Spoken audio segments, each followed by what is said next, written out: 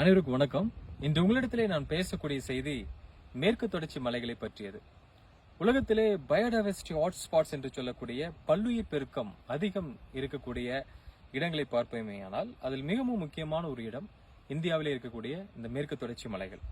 இந்த மேற்கு தொடர்ச்சி மலை இப்போ இந்தியாவிலே ஒரு 100% வன உயிரினங்களும் தாவரங்களும் செடிகளும் கொடிகளும் இருக்கின்றது என்றால் அதில் 30% இந்த மேற்கு தொடர்ச்சி மலைகளில் தான் இருக்கின்றது. அப்படியானால் நாம் அனைவருமே அந்த மேற்கு தொடர்ச்சி மலையினுடைய அந்த முக்கியமான சிறப்பு அம்சங்களை நாம் தெரிந்து கொள்ள வேண்டும். பொதுவாக அந்த வெஸ்டர்ன் காட்ஸ் என்று சொல்லக்கூடிய அந்த மேற்கு தொடர்ச்சி மலையானது இந்தியாவிலே குஜராத் மாநிலத்திலே உருவாகின்றது. குஜராத் மாநிலத்திலே உருவாகி அவ்வாறாக நகர்ந்து மகாராஷ்டிரா, கோவா, கர்நாடகம், தமிழ்நாடு, கேரளா, தமிழ்நாடு என்று வந்து கன்னியாகுமரியிலே முடிகின்றது. ஏறக்குறைய அதனுடைய தொடரின் நீளம் ஒரு 1600 கிலோமீட்டர், அதனுடைய அகலம் ஒரு 50 முதல் 60 கிலோமீட்டர், அந்த இடத்திற்கு ஏற்றாற் போல மாறுபடக்கூடியவை. ஒவ்வொரு இடத்திலுமே அந்த மேற்கு தொடர்ச்சி மலைகளை வந்து வெவ்வேறு பெயர்களை வைத்து அழைக்கின்றார்கள். பொதுவாக கர்நாடகா மற்றும் மகாராஷ்டிரா மாநிலத்தில் இதை சாயத்ரி மலைகள் என்று சொல்வார்கள். நம்முடைய கேரளா மாநிலத்தில் இதை மலபார் பகுதி என்று சொல்வார்கள். தமிழகத்திலே நீலகிரி மலைத்தொடர் என்று சொல்கின்றோம். சில இடங்களில் நாம் ஆனைமலைகள் என்று சொல்கின்றோம். இதெல்லாம் மேற்கு தொடர்ச்சி மலையினுடைய ஒவ்வொரு மாநிலத்துக்கு தகுந்தால் போல் அழைக்கக்கூடிய பெயர்கள். இந்த மேற்கு தொடர்ச்சி மலையினுடைய மிக உயரமான சிகரம் இரவிக்குளம் தேசிய பூங்காவிலே கேரளா மாநிலத்திலே ஆனைமுடி என்று சொல்லக்கூடிய இடம்தான். ஒரு 2695 மீட்டர், ஏறக்குறைய ஒரு 9000 அடி உயரமுள்ள ஒரு உயரமான இடம் என்றால் அந்த பகுதி தான். நம் தமிழகத்திலே தொட்டபெட்டா, முக்குர்த்தி போன்ற உயரமான சிகரங்களும் இந்த மலைத்தொடரிலே இருக்கின்றது.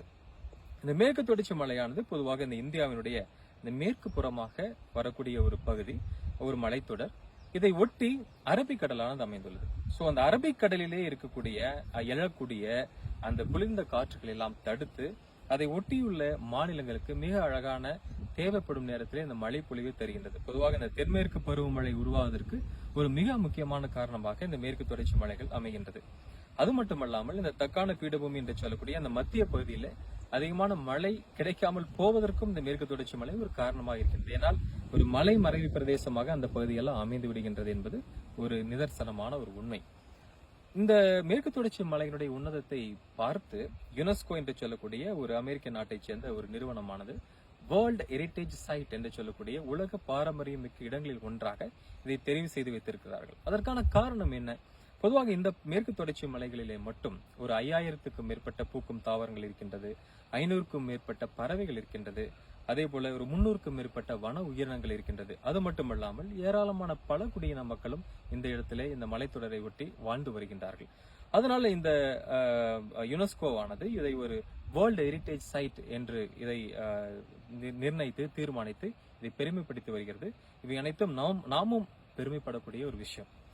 பொதுவாக இந்த மேற்கு தொடர்ச்சி மலைகளினால் மக்களுக்கு நேரடியாக என்ன லாபம், இந்த மக்கள் இதன் மூலியமாக எவ்வாறு பயனடைகிறார்கள் என்று சொல்லுவேனால், இந்த மேற்கு தொடர்ச்சி மலைகளிலே ஏறக்குறைய ஒரு மிக முக்கியமான 3 ஆறுகள் உருவாகின்றன. அந்த 3 ஆறுகள் உருவாகி தக்கான பீடபூமி வழியாக கடந்து அது வங்காள விரிகுடாவிலே கிழக்கு பகுதியிலே கலக்கின்றன. அதிலே மிக முக்கியமானது என்று பார்த்தால் நம்முடைய கிருஷ்ணா நதி, கோதாவரி, அதே போல காவிரி.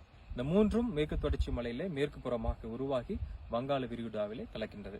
அந்த ஆறுகள் அதுபோல பெரிய ஆறுகள் மட்டுமல்லாம சிறிய சிறிய நதிகள், சிறிய ஆறுகளும் உருவாகின்றது. மிகவும் குறிப்பாக நம்முடைய ஈரோடு மாவட்டத்திலே பவானி ஆறு, அதுபோல திருப்பூர் மாவட்டத்திலே பார்க்கக்கூடிய நொய்யல் ஆறு, அதே போல கோவை மாவட்டத்திலே பார்க்கக்கூடிய சிறுவாணி, இந்த உலகத்திலே அதனுடைய சுவையில 2வது இடத்தை பெற்றிருக்கிறது. அவன் மேற்கு தொடர்ச்சி மலைகளில் தான் உருவாகின்றது. அதே போல திருநெல்வேலி, தூத்துக்குடி மாவட்டத்தில் பார்க்கக்கூடிய தாமிரபரணி, மணிமுத்தாறு, இது போன்ற பல சிறிய ஆறுகளும் நதிகளும் இந்த மேற்கு தொடர்ச்சி மலைகளில் தான் உருவாகின்றன. இந்த ஆறுகளின் குறுக்காக பல அணைகள் கட்டப்பட்டு பாசனங்களுக்கு, விவசாயத்துக்கு பயன்படுத்தப்பட்டு வருகின்றன. பவானி சாகர் டேம், மேட்டூர்ல இருக்கக்கூடிய மேட்டூர் டேம், அதே போல பரம்பிக்குளத்தில் இருக்கக்கூடிய பரம்பிக்குளம் அணை, முல்லை பெரியார் அணை, இதெல்லாம் மிக முக்கியமான அணைகள். இந்த மேற்கு தொடர்ச்சி மலையிலிருந்து உருவாகக்கூடிய ஆறுகளின் குறுக்காக கட்டப்பட்டு மின்சாரம் எடுக்கப்படுகின்றது. நம்மை போன்ற மக்களுக்கு, விவசாயிகளுக்கு வந்து விவசாயத்திற்காக நீர்ப்பாசனத்துக்கு பயன்படுத்தப்பட்டு வருகின்றது. இவையெல்லாம் மிக நம்ம இதை நினைத்து பெருமைப்படக்கூடிய விஷயம். நாம் மேற்கு தொடர்ச்சி மலைக்காக நாம் நன்றி சொல்லக்கூடிய ஒரு கடமை நம் அனைவருக்குமே உண்டு. அத்தகைய ஒரு நன்மைகளை இந்த மேற்கு தொடர்ச்சி மலைகளிலிருந்து நாம் பெற்று வருகின்றோம். இந்த மேற்கு தொடர்ச்சி மலைகளை பாதுகாக்க 2013ஆம் ஆண்டு கஸ்தூரி ரங்கன் பரிந்துரை குழு என்று ஒன்றை ஆரம்பித்து அதில் பல நிபுணர்களை வைத்து இதையெல்லாம் எவ்வாறு பாதுகாக்க வேண்டும் என்று கூறி நம்ம தமிழக அரசும் சரி மத்திய அரசும் முடிவுகளை எடுத்து அதனுடைய அறிவுரையின் அடிப்படையில் பலவிதமான மிக முக்கியமான திட்டங்களை எல்லாம் வகுத்து இந்த மேற்கு தொடர்ச்சி மலைகளை பாதுகாத்து வருகிறார்கள். அரசோடு இணைந்து மக்களாகிய நாமும் இந்த இது போன்ற மலையை நாம் காப்பாற்ற வேண்டியது நம் அனைவருடைய கடமை. தொடர்ந்து இணைவோம், இயற்கையை பாதுகாக்க பயணிப்போம். நன்றி.